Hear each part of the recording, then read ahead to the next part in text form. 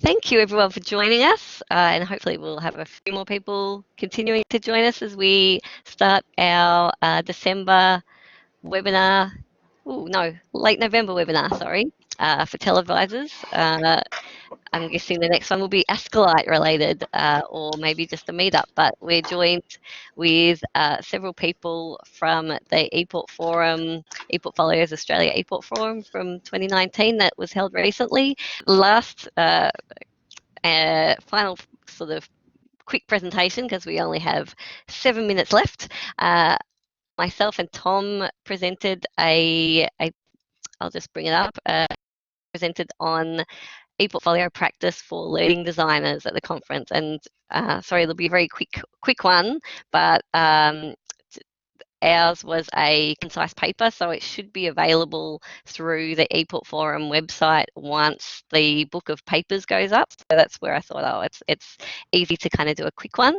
So Tom and myself presented, and Tom's in today as well. So I'm just going to bring our session up. There we go. Ah, terrific.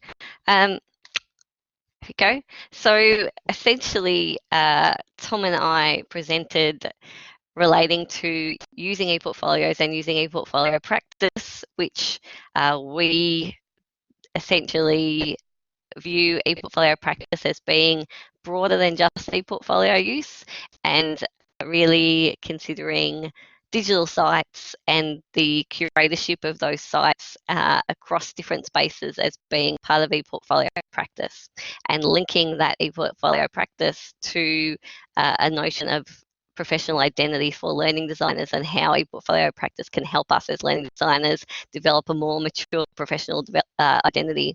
This is particularly important given that in the context that we work in, we're often in tenuous contract-based roles. There's not a huge amount of security in the work that we do. It can often be project-based and to some kind of strategic plan that expires within 2 or 3 years. And so we are quite cognizant of the fact that in order to maintain currency in the work that you do and demonstrate that you can walk the walk and talk the talk, having some kind of digital spaces that you can present your skills, show them to other people, and also continue to develop some kind of networked community is potentially quite beneficial to people in our sorts of roles. So there we go. Saying I don't have time to narrate my work is akin to saying I'm too busy cutting down the trees to stop and sharpen the saw. So Tom, did you want to talk a little bit about taking care of the career? Yep, certainly. My presentation was really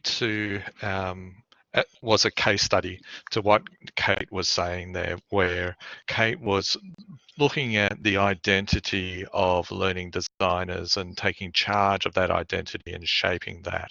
And here I was looking at as I'm recently joined the profession, and I actually had to make sense of my past experiences as a manager, as a multimedia developer, as an instructional designer, as a producer, and how do I convert that to something that speaks to higher education, that makes what I've done make sense. So Kate, if you want to just click on to the next stuff. I use various different tools to express my professional identity to others, but I also use it as a way of making sense of being a professional inside there. So I use LinkedIn, ResearchGate, my own blog, and also Twitter as that.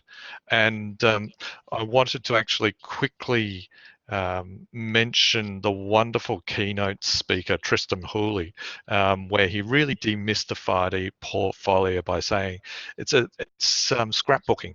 That's what we're doing when we're building up our portfolio, and but it's actually a balance between the artifact and the process, you know, whether it's self-presentation or self-reflection, looking at the now versus the future, or looking, you know, it's something strange versus something very normal in what we're doing with ePortfolio. And I can really identify what he was saying, where Jill Axe commented, scrapbooking your way to emancipation is what I felt here. And this is my experience of working at Trobe and working at RMIT, is that there is there, or working within the university sector, we have to develop our professional selves, but also this identity. Kate, if you want to click on one more, and again, I think, anyway, but that's the guts of it. And there are a number of dilemmas that face me personally, but also speak to the dilemmas that Kate was talking about as well at the profession level.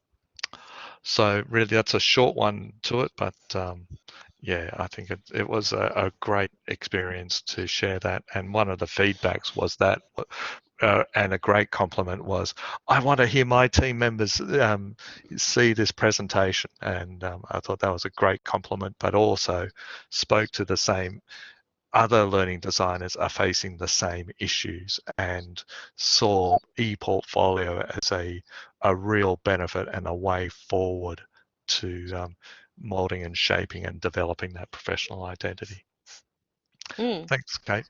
Thanks, Tom. I guess on that, the key benefits that we saw were around establishing credibility and expertise, being able to demonstrate design as an iterative process, because that's something that comes up a lot in our work, but also being able to share and learn with and through others. And so I did using ePortfolios to help maybe break down what are the kind of skills that and duties that we have within our roles. How do we then get others to recognize those skills a little bit more willingly and professionally within the institutional environment? Because I think if we can demonstrate our worth, then we can advocate to keep our roles a little bit better, and we can also forge better relationships across different teams, whether that's with academics or with, you know, other professional teams that we work with.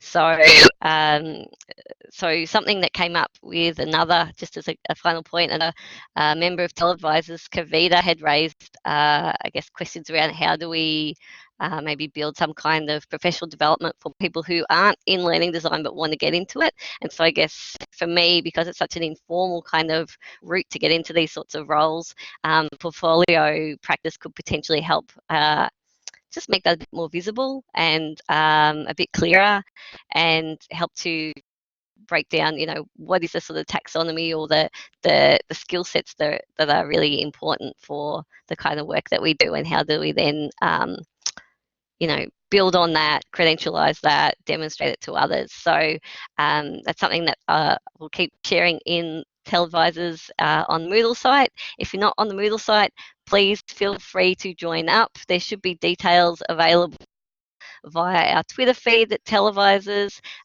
or through the Askalite website, or come and, you know, seek out myself and Colin Simpson, Penny Wheeler, or Wendy Taleo, or Henk Huizer. Sorry if I've mispronounced your name, Henk. And thanks again, everyone, for joining in the conversation around ePortfolios. There were some terrific speakers at the event, so I'd recommend that you try and make it to next year's one, which will be back in Melbourne. So thanks again, everyone, for joining us, and look out for future webinars coming up this year and next year.